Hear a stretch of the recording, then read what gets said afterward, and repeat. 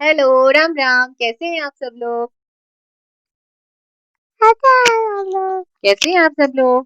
कैसे हैं हम लोग? Please like, share subscribe subscribe to our channel Prithvi की mamma. Subscribe. Hello, Ram Ram. कैसे हैं आप सब लोग? तो आज हम डिस्कस करेंगे ओवर थिंकिंग, स्ट्रेस, एंजाइटी, मतलब ओवर थिंकिंग से होने वाले जो बाय प्रोडक्ट्स हैं उसके बारे में। तो अगर मैं बोलूँ तो ओवर थिंकिंग मेरा फेवरेट काम है, मतलब मेरा फेवरेट जॉनर बन चुका था या है, जो भी है। तो उससे ना मैं आपको अपनी एक जर्नी या अपनी लाइफ स्टोरी शेयर करना चाहती हूँ। मैं जनरली बहुत सारी स्टोरीज बताती हूँ दूसरों की, लेकिन मुझे आज इस टॉपिक पे ऐसा लगा कि मुझे अपनी स्टोरी आपको बतानी चाहिए, ताकि वो will be quite relevant to you guys as well. तो मैं स्टार्ट करती हूँ। मैं जब मदर बनी, तो जब मैंने कंसीव किया, तो मैं जनरली, मेरे को ना सब कुछ प्लान करके रखना बहुत अच्छा लगता है। मतलब I am a kind of person who plans everything. तो मैंने till my 9 month I search like anything. मैंने सब कुछ सर्च कर लिया कि अच्छा ऐसे होता है, फर्स्ट मंथ ऐसे हो जाएगा, सेकंड मंथ ऐसे हो जाएगा, थर्ड मंथ ऐसे जाएगा। So it was all in my head कि अच्छा ये सब मेरे साथ होने वाला है। तो I was quite prepared for all of those things. उसके बाद क्या हुआ, 9 मंथ्स मेरे बहुत स्मूथली चले गए, सब कुछ हो गया, and Prithvi came to me. तो जब पृथ्वी हुआ, तो आई वाज लाइक, मतलब व्हाट शुड आई डू, मतलब मुझे इसके आगे की जर्नी नहीं पता थी।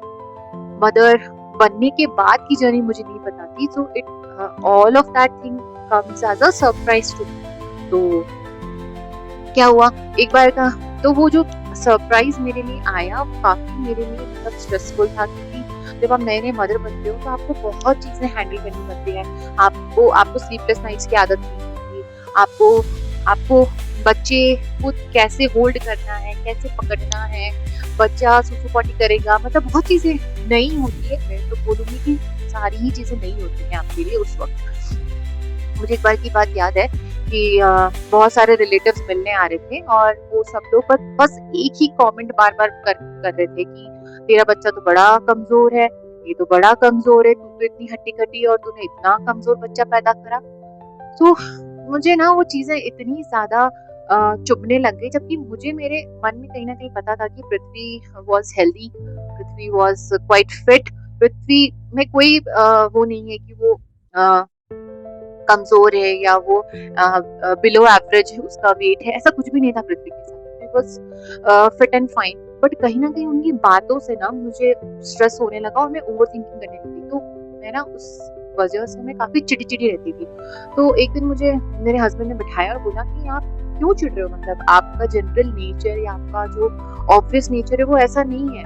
तो मैंने फिर उनके सामने मैंने खुल के बात बताई कि मुझे ना ये सब चीजें काफी वो लग रही है, मैं स्ट्रेस हो रहा है मुझे इन चीज़ से, मैं ओवर थिंकिंग कर रही हूँ कि क्या बच्चा हमारा बेटा ठीक तो है, हेल्दी तो है, क्या हम इसको डॉक्टर के पास ले जाएं, ये वो, मतलब मैं बहुत चीजें सोच रही थी। मुझे टोल्ड मी वन थिंग कि आप बहुत अच्छा कर रहे हो, आप बहुत अच्छी माँ हो, और हमारा बेटा बिल्कुल ठीक है। तो मतलब उनकी उन 3-4 लाइन से, और उन्होंने बोला कि आपके साथ खड़ा हूँ, ठीक है। तो मेरा वो जो स्ट्रेस था, जो ओवर थिंकिंग है ना, वो बिल्कुल नल एंड वॉइड हो गई, मैं एकदम शांत हो गई उसके बाद से। एंड उसके बाद से मेरी जो मदर की जर्नी है उसको मैंने बहुत एंजॉय किया। मैंने इन चीज़ों के बारे में सोचना बंद कर दिया कि क्या है वजन, क्या होता है, मतलब ठीक है बढ़ रहा है बच्चे का वजन, आप अपना पूरा 100% दे रहे हो, बच्चा आपके साथ 100% दे रहा है, बस इतना काफी है। उसके बाद से मैंने इन चीज़ों के बारे में सोचना बंद कर दिया, और लाइफ काफी स्मूथ हो गई। तो मैं इससे ना एक मुझे स्टोरी भी याद आती है जो मैं आपके साथ शेयर करना चाहती हूँ। ये तो मेरी पर्सनल स्टोरी थी, बट इन जनरल जो हम आपके साथ स्टोरी शेयर करते हैं, तो मैं उस स्टोरी के बारे में बताना चाहती हूँ। तो एक बार एक लड़का होता है, वो अपने पास्ट को लेके, पास्ट में जो भी हुआ होता है उसको लेके बहुत वरिड रहता है, हमेशा चिंता में ही रहता है वो कि ऐसा कर लेता तो वैसा हो जाता, वो कर लेता तो ये हो जाता। मतलब ये जनरल नेचर होता है ना कि जब हम पास्ट में कोई गलती कर देते हैं तो उसको प्रेजेंट में बैठ के सोचते हैं, यार उस वक्त ना मैंने 100 रुपए से ज्यादा इन्वेस्ट कर लिया होता स्टॉक मार्केट में, बहुत अच्छा होता है ना, और 100 के तो 1000 बन जाते हैं। और भाई जब लॉस हो जाता है तो फिर आप अलग डायरेक्शन में सोचने लग जाते हो। ये मैं आपको जस्ट एक एग्जांपल दे रही हूँ। जनरली हम ऐसा सोचते हैं कि हम पास्ट में जो भी हमारे साथ बीता हुआ होता है उसके बारे में हम प्रेजेंट में सोचते हैं। तो वो भी कुछ इसी टाइप का था। तो वो ना हर चीज को लेके ओवर थिंकिंग करता था और मतलब हर चीज को रिपीटेडली उसके माइंड में वो चीजें चलती रहती थी। तो उसकी वजह से ना वो मतलब कहीं भी फोकस नहीं कर पा रहा था। तो उसका एक फ्रेंड था, तो उसने बोला कि यार मैं देख रहा हूँ कि कुछ दिनों से तेरा फोकस नहीं है चीजों पे, मतलब तू ध्यान तेरा कहीं और ही रहता है, तुझसे बात भी करो तो तू ऐसे हाँ ऐसे करके तू बात करता है, तो क्या हुआ? तो उसने वो अपनी पूरी बताई कि यार मैं ना इन चीजों के बारे में, अपने पास्ट के बारे में लेके सोचता रहता हूँ। तो उसने बोला कि तू एक काम कर, मेरे एक वो है कंसल्टेंट है, तो उनसे जाके वो तेरी हेल्प करेंगे इस चीज में, तेरे को ओवर थिंकिंग से बाहर निकालेंगे। तो पहले तो बहुत हेजिटेट करता है, बिकॉज क्यों मैं किसी काउंसलर के पास जाऊं, मुझे क्या मतलब है काउंसलर के पास जाने से। तो वो उसको फिर वो उसका फ्रेंड जो है वो इंसिस्ट करता है, यार तू एक बार जा तो सही, एक बार मिल तो सही काउंसलर से, क्या हो जाएगा काउंसलिंग में। फिर वो अग्री कर जाता है, तो वो दोनों उस काउंसलर के पास जाते हैं। तो काउंसलर को वो अपनी पूरी पास्ट की स्टोरी बताता है कि मेरे साथ ऐसा हुआ वैसा हुआ, मैं उसके बारे में सोचता रहता हूँ, तो उन बातों से मैं ऊपर नहीं आ पा रहा। तो जो वो काउंसलर होता है वो सडनली उठते हैं और बाहर चले जाते हैं। वो अपने फ्रेंड को बोलता है, यार ये तू कैसे काउंसलर के पास चले गया? तो फिर वो एक पानी का ग्लास लेकर आते हैं, मिट्टी का ग्लास होता है और वो इतना फिल होता है। तो वो उसको पूछते हैं कि आपको ये ग्लास दिख रहा है? तो बोले हाँ दिख रहा है। तो बोले कि इसका क्या वजन होगा? तो वो बोलता है कि मैं आपको परफेक्टली तो नहीं बता सकता, लेकिन हाँ इसका वजन कम ही है। तो काउंसलर बोलता है अच्छा ठीक है, तो एक बात बताओ, अगर मैं इसको थोड़ी देर होल्ड करके रखूंगा तो क्या होगा? बोले कुछ नहीं होगा, थोड़ी देर होल्ड करने से तो क्या हो जाएगा? तो फिर काउंसलर बोलता है अच्छा ठीक है, फिर मैं इसको 1 घंटा होल्ड करके रखूंगा तो क्या होगा? तो वो बोलता है कि आप 1 घंटा होल्ड करके रखोगे तो शायद आपके यहाँ पे हाथों में दर्द होने लगे। बोलता है अच्छा ठीक है। तो फिर काउंसलर बोलता है अगर मैं इसको पूरा दिन होल्ड करके रखूँ तो क्या होगा? तो वो बोलता है कि अगर आप इसको पूरा दिन होल्ड करके रखोगे तो आपके मसल्स में पेन होने लग जाएगा, हो सकता है कि कॉन्स्टेंटली आपने इसको पकड़ रखना है तो आपके हाथों में वो पैरालिसिस टाइप की हो जाए, आप मूव ना कर पाए आपके हैंड्स, तो वैसे बोलते हैं। तो उस काउंसलर ने बोला तो मैंने इस पूरे ड्यूरेशन में इस ग्लास के वजन में कोई चेंज आया? तो वो बोलता है कि नहीं, इस ग्लास के वजन में कोई चेंज नहीं आया। तो बोलता है तो फिर मैं इस प्रॉब्लम से और ये जो मेरे हाथों में पेन हो रहा है, तो छुटकारा पाने के लिए क्या करूं? तो वो बोलता है कि आप इस ग्लास को नीचे रख दो। तो वो उसको बोलता है कि इसी तरह हमें हमारी प्रॉब्लम्स को भी अगर हम बहुत ज्यादा दिमाग में थोड़ी देर के लिए अगर दिल दिमाग में रखते हैं तो उससे कोई प्रॉब्लम नहीं होती, लेकिन उन्हें भी हम ज्यादा देर तक अपने दिमाग में होल्ड करके रख लेते हैं तो हमारे को वो बहुत ज्यादा एंजाइटी डिप्रेशन की तरफ ले जाती है। तो हमें हमारी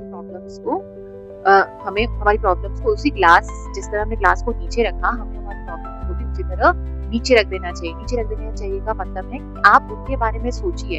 आप ऐसा नहीं कि आपने पास्ट में जो गलती करी वो आप प्रेजेंट में भी रिपीट करते थे, लेकिन आपने जो अपने पास्ट में रिपीट जो गलती करी उससे आपने क्या सीखा, उस सीख को लेके आप अपने जीवन में आगे बढ़े, ना कि आप उनके बारे में सोचते रहे।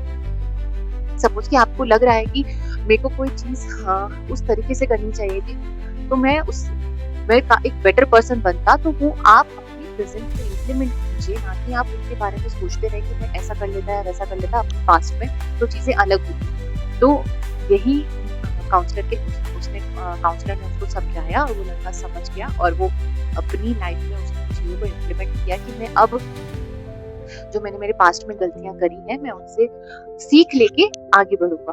तो ये उस स्टोरी का मॉरल था कि जब भी आप ओवर थिंकिंग करते हैं, ओवर थिंकिंग से क्या होता है ना कि आपकी बात दिमाग में वो बातें बार बार घूमती है, बार बार घूमने से आपको मेंटल स्ट्रेस आता है, उसका इम्पैक्ट आपकी बॉडी पे होता है, आपकी हार्ट पे होता है। ऐसा बोला जाता है चिंता तो चिता के समान है, मतलब इतना बड़ा वर्ड यूज किया है कि जब आप चिंता में हैं, जब आप टेंशन ले रहे हैं, तो आप कहीं ना कहीं अपनी चिता मतलब आप अपनी डेथ की तरफ जा रहे हैं, मतलब आप अपनी डिप्रेशन में जा रहे हैं।